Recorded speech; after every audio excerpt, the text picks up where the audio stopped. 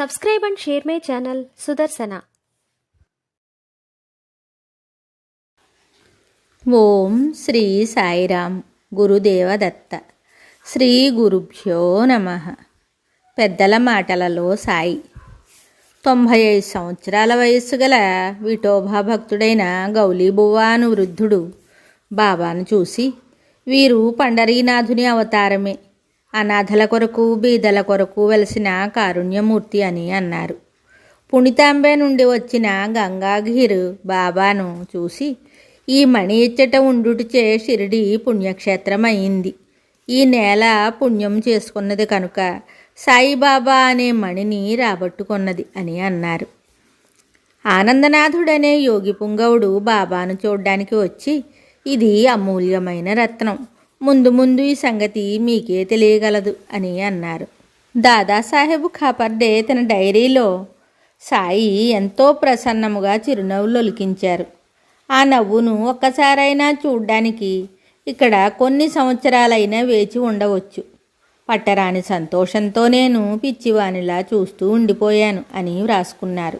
దాము అన్న బాబాతో, బాబా, మీరు భౌతిక దేహం విడిచిన తరువాత నా గతి ఏమిటి అని ప్రశ్నించగా, ఎక్కడైనను ఎప్పుడైనను నా గురించి చింతించినచో నేను అక్కడనే ఉండేదనని బాబా చెప్పారు. పూనా ఇంజనీరింగ్ కాలేజీ ప్రిన్సిపల్ గారైన నార్కే బాబాను గురించి చెప్తూ, వారి నేత్రాలు నన్ను అణువణువు గుచ్చి చూశాయి. బాబా ఆకారము నా హృదయంలో ప్రశాంతంగా ముద్రించుకున్నది. వారు నా అంతర్యామి. వారు నాతో మాట్లాడినప్పుడు నా హృదయంలో కూర్చుండు వాని వలె మాట్లాడారు.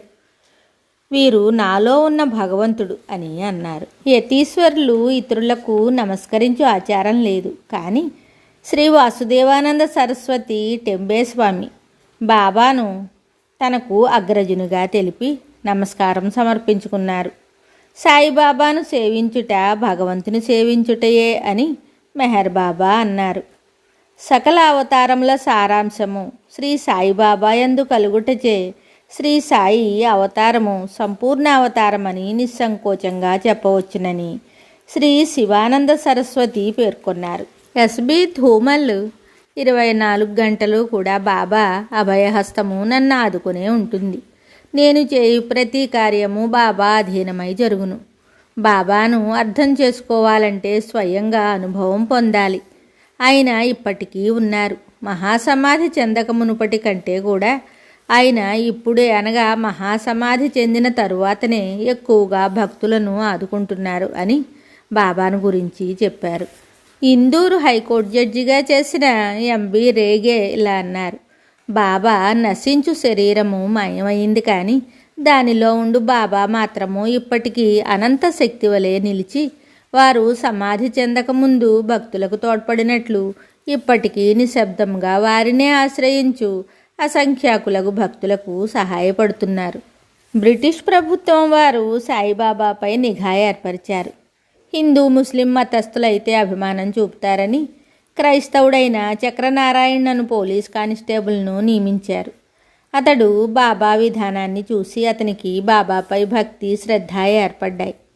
నేను బాబాపై నిఘా వేశాను. ఎంతో అనుమానంతో గమనించినప్పటికీ నాకు వారిపై అభిమానం ఏర్పడింది. స్త్రీల పట్ల, ధనం పట్ల నిర్లిప్తుడు. బాబాకు ఎవరైనా దక్షిణ ఇయ్యకున్న నిందించుట, ద్వేషించుట లేదు. వచ్చే దక్షిణ కంటే ప్రతిరోజు ఎక్కువ మొత్తం పంచేవారు. అవి ఎక్కడి నుండి వచ్చేవో కనిపెట్టలేకపోయాను. ఆయనకు దివ్యశక్తులున్నాయని నాకు అర్థమైంది. అన్ని మతముల పట్ల ఆయన ప్రవర్తన ఎంతో ఉన్నతంగా ఉండేది. గ్రామంలో ఫౌజుదారు క్రైస్తవుడని ఒకరు బాబాతో చెబితే, అతడే నేను, అతడు నా సోదరుడు అని బాబా అన్నారు. వారి శక్తులు అద్భుతమైనవి.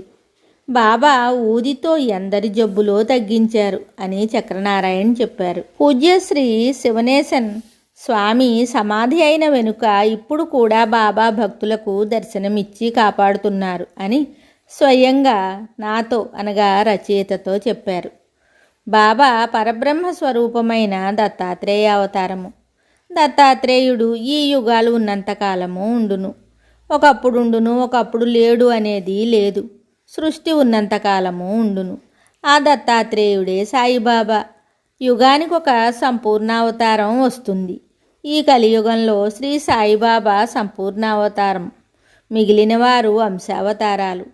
సంపూర్ణావతారము ఉండుట లేకపోవుట అనేది ఉండదు. పరబ్రహ్మ స్వరూపము కలవాడే సమర్థ సద్గురువు. సమర్థ సద్గురు అనగా తన శిష్యుని ప్రారబ్ధాన్ని కూడా నశింపచేయువాడు. అట్టివాడే జగద్గురువు దత్తాత్రేయుడు. సమర్థ సద్గురువు శ్రీ షిరిడి సాయినాథుడు అని శ్రీ షిరిడి డెవలప్ కమిటీ అధ్యక్షులుగా పనిచేసిన శ్రీ మహాభాష్యం రంగాచార్యులు గారు 3/3/93న వారిని కలిసినప్పుడు ఈ రచయితతో చెప్పారు.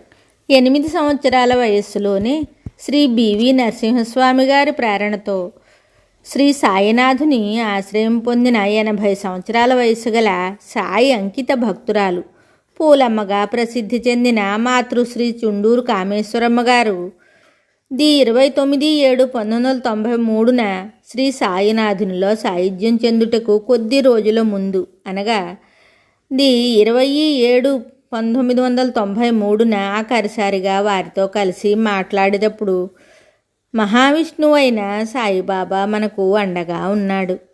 ఇంక నీవు మంత్రాలు తాయెత్తులు వంటివి కానీ ఎవరిని కానీ ఆశ్రయించవద్దు అని చెప్పారు. ఆ మాతృమూర్తి నాకు ఇచ్చిన చివరి సందేశము ఇదే. శ్రీ ఎక్కిరాల భరద్వాజ గారు పరిపూర్ణుడైన మహనీయుడు దొరకవలననియు ఆయన కృపకు అర్హులం కావాలని పూర్వజన్మ సంస్కారమునకు అనుగుణమైన సాధన మార్గము లభించవలననియు అన్వేషణ ప్రారంభించారు. ఒకప్పుడు పూణేలోని శ్రీ గుళవణి మహారాజ్ అను యోగి పుంగవుని ఆచార్యుల వారు దర్శించినప్పుడు సాయిబాబా విషయంలో అట్టి సందేహము అవసరం లేదనియు ఆయన సాక్షాత్ దత్తాత్రేయ అవతారమనియు సమాధి చెందిన తరువాత కూడా ఎందరికో భౌతికంగా దర్శనమిస్తూ ఆయన ఉద్ధరిస్తున్నారనియు నీవు నడుస్తున్న బాట మంచిది కాబట్టి ఆ మార్గాన్నే వెళ్ళుమని చెప్పి వారి సందేహాన్ని తీర్చారు. ఒకసారి ఆచార్యుల వారు గురుచరిత్ర పారాయణ చేసిన రోజు రాత్రి స్వప్నంలో బాబా కనిపించి నీవు గురువు దొరకలేదని ఎందుకు బాధపడతావు, నేనున్నాను కదా అని ముమ్మారు పలికారు అని వారి అనుభవాన్ని తెలిపారు. ఇప్పుడు కూడా సాయిబాబానే సద్గురువుగా ఆశ్రయించవచ్చునని, ఇతరులను ఆశ్రయించవలసిన పని లేదని ఒక సందర్భంలో రచయితతో చెప్పారు. నన్ను నమ్ముకుని నాకు శరణాగతి చెంది సర్వము నాకు సమర్పించి నీకు ఏమేమి కావాలో నన్ను అడిగి తీసుకొనుచున్నచో నీ చేత ఏ ఏ పనులు నేను చేయించాలని ఆశిస్తున్నానో అవి చేయించుకుంటాను. నా సేవలోనే నీకు ఆనందం ఉంది. అదే హాయి ఇంకొక విధంగా పొందలేవు అని బాబా తనకు స్వప్నంలో ఆదేశమిచ్చారని, ఏమీ నిన్ను ఉపేక్షింతునా అను సాయి తత్వ పత్రికా సంపాదకులు శ్రీ బాపట్ల వెంకట పార్థసారథి గారు 5/9/1993న రచయితతో చెప్పారు. మరియు బాబా సార్వభౌముడే, భువి హాయి దాయి, పరిపూర్ణ ప్రేమ స్వరూపుడు అని చెప్పారు. సాయి నేటికిని సజీవుడే.